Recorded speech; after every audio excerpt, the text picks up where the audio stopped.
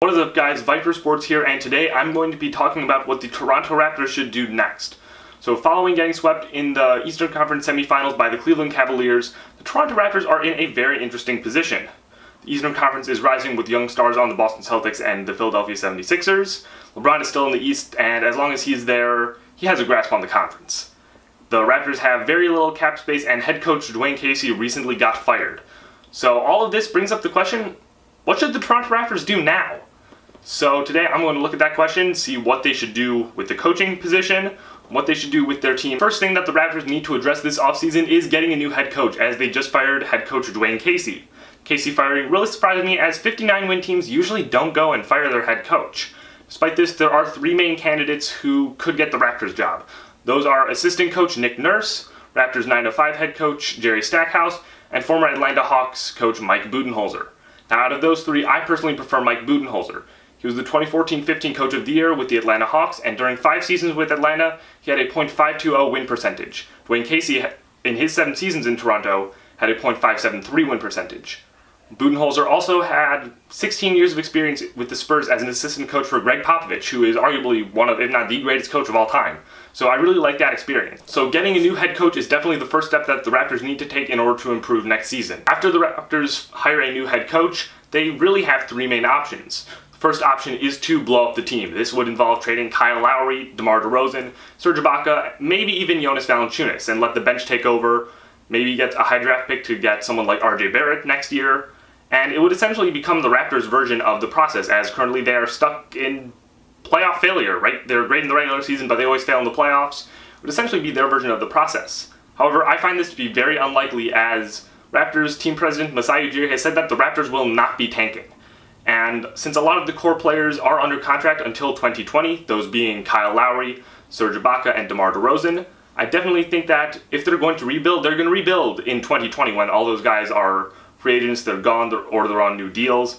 So I definitely find that to be the more likely situation for this. So the Raptors' second option is to stay the same, which makes sense because if your team has 59 wins, you shouldn't really change it.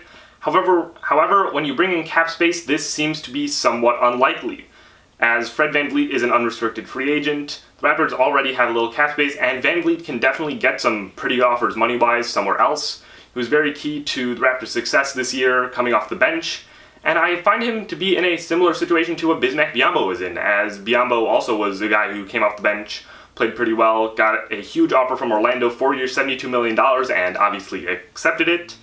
And he was a key bench player on the Raptors who could start on a bunch of teams, including the Magic, and that's what ended up happening for a little bit.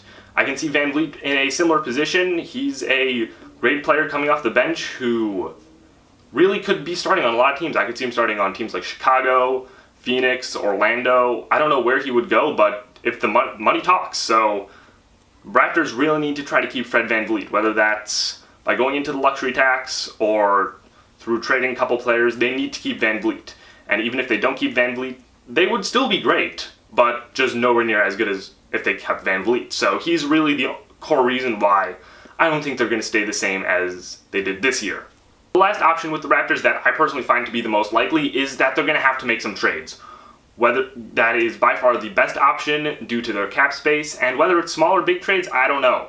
They could definitely make a big trade to get a star forward, as that's really what they're lacking. They may have to give up someone like Kyle Lowry, Serge Ibaka, maybe even Norman Powell's terrible contract given how he performed this year, or maybe some of their smaller role players, but if they're going to get a star forward in a trade, they would definitely have to give some big things up. So they could do that, or what I find to be more likely is that they just make some small trades, maybe get rid of some bench players so that they can keep Fred VanVleet. But either way, to me, if they're going to improve upon their success this year, especially in the postseason, they're going to need to make some trades in order to keep some key players, mainly Fred VanVleet. So between coaching positions and cap space, the Raptors definitely have a lot to think about this offseason that could really affect their future. So I want to know what you guys think. Who do you think will be the next head coach of the Toronto Raptors? What do you think they'll do with their cap space? And do you think they'll re-sign Fred VanVleet? So I want to know your thoughts. Leave them in the comments below. Drop a like if you enjoyed this video. Subscribe if you're new. This has been VyPr Sports, and I will see you guys in the next video.